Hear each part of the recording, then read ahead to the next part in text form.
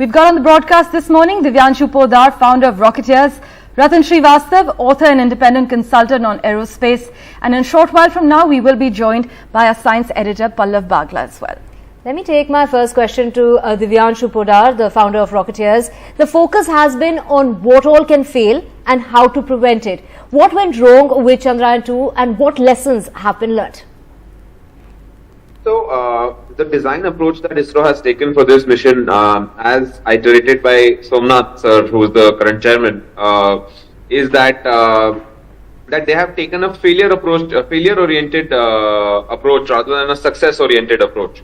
So, this time the Chandrayaan mission has much more redundancies. ISRO has done a lot to ensure that failures do not occur, including strengthening of the legs. They have two engines which are being used for the soft landing. There are lots of new redundancies. There are 3 antennas that are both increasing the data rate between the ground stations and the orbiter, as well as helping with redundancy towards ensuring that data keeps flowing. There are redundancies on the sensors. The algorithms and the softwares have been improved and made more robust.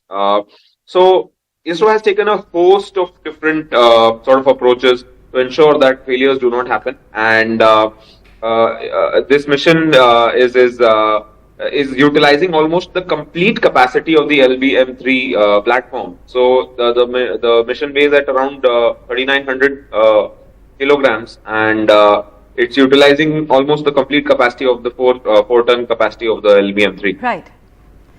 Let's bring in Ratan Srivastava as well. Now, the success of Chandrayaan-3 will not just reaffirm ISRO's position as one of the front-ranking spacefaring nations, but don't you agree it will also then allow us to get actively involved in more collaborative missions with other space agencies?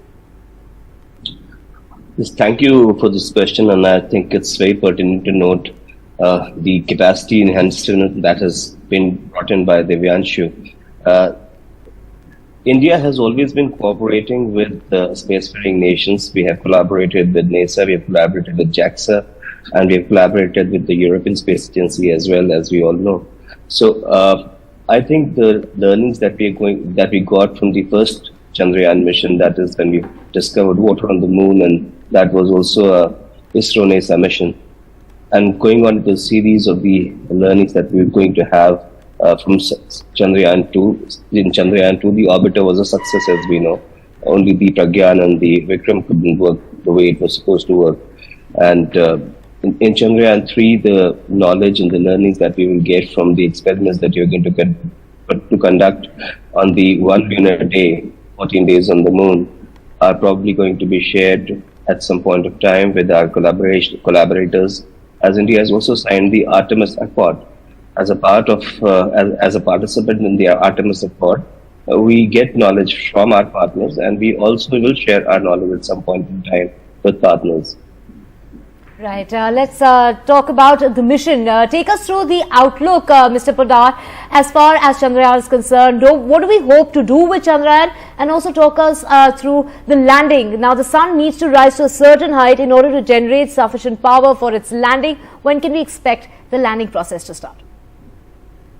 So, the landing site that has been selected is a polar region, and the areas very near to the pole have not been explored in situ up till now by any other spacecraft. So this is the first time that ISRO is sort of going there in situ. The chance, the MEEP that we had on Chandrayaan-1, where we had a moon impact probe, which was just thrown onto the moon at Chandrayaan-1, and also was one of the instruments responsible for discovering water. That was also there in situ, but this is for the first time that we will actually have a robotic system that we can monitor, that we can that has much more data collection capabilities. That is going to be there in such a region. As for the sun rising, ISRO has already, firstly, ISRO has doubled the capacity of the battery. So earlier the battery was 5,000 ampere hours, 5 ampere hours, and currently the battery capacity is at 10 ampere hours. And so that obviously helps with a much longer battery lifespan. But as the rover separates from the lander, the rover needs to be in the view of the lander, so that's why the terrain matters a lot. So even when the sun is there and the battery power is available, but if the terrain of the landing site is such that the rover cannot move away while being in the view of the lander, then that might be a problem. And so that's why the landing site that has been selected is in such a way that it's a vast flat expanse, so that the rover can move away and explore and still remain within the camera view of the lander. In fact, Mr. Srivastava, a successful soft landing this afternoon will make India the fourth country, just after the United States, Russia and China, to achieve this feat. So we're part of the big league post 2:35 p.m. today, if all goes well. Rameshwar, I just wanted to add a little bit to what Divyanshu just said. Of course. ISRO has selected two spots, the primary and a secondary spot for landing, which is different from the first spot, firstly. And the area selected for landing is vaster compared to the Chandrayaan-2. The second part of the story is this, that let's say for some reason we are not able to land on the moon on the designated date, which is probably the 22nd or the 23rd of August, and not now. Today is just the launch. We are going to do the injection and thereafter we have to take it to the lunar orbit. So the landing would probably happen on 23rd if all goes well. Right. Just for some reason, if the landing is not possible, let's say some technical reason or something, the current propulsion module is and the lander and the rover are carrying enough propellants in it to sustain it through one lunar day, that is another 28 days, and they can land on the moon on the next lunar day whenever it happens. So I think the ISRO has taken all the lessons that it has learned from Chandrayaan-2, built into a robust system, which will possibly cater for all the unforeseen circumstances that could probably occur. It has also strengthened the legs, as you probably are aware.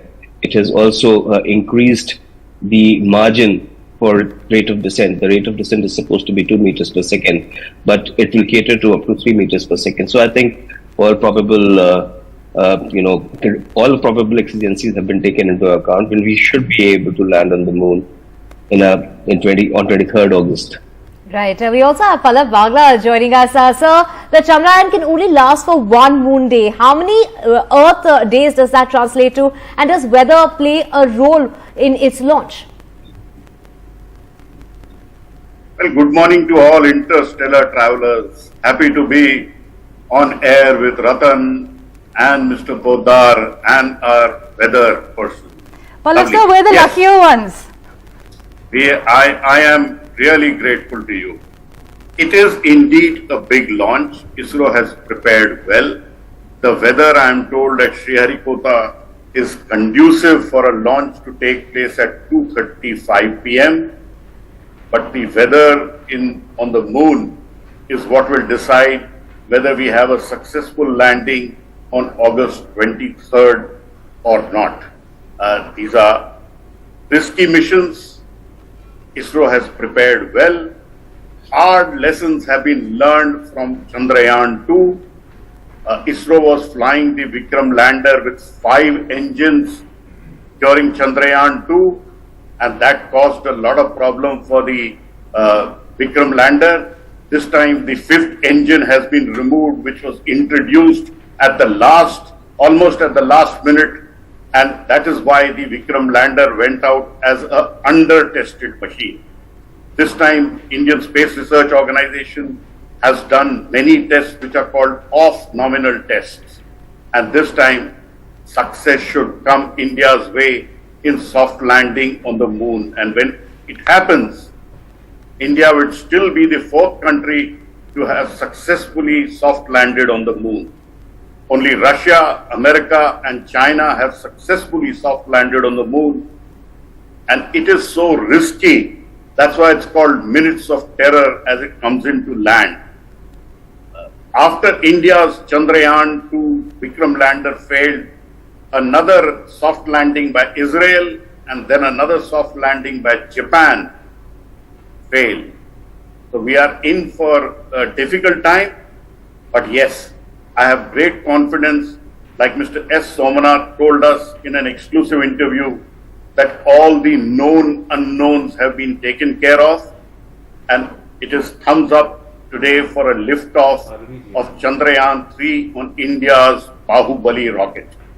Well, thank you so much, Pallav sir, for joining us with that update. Thank you, gentlemen, for making time for us. Scientists at ISRO, through this third moon mission, aim to demonstrate various capabilities, as both our guests have highlighted as well, including reaching the orbit of the moon, making a soft landing on the lunar surface using a lander and a rover coming out of the lander to study the surface of the moon.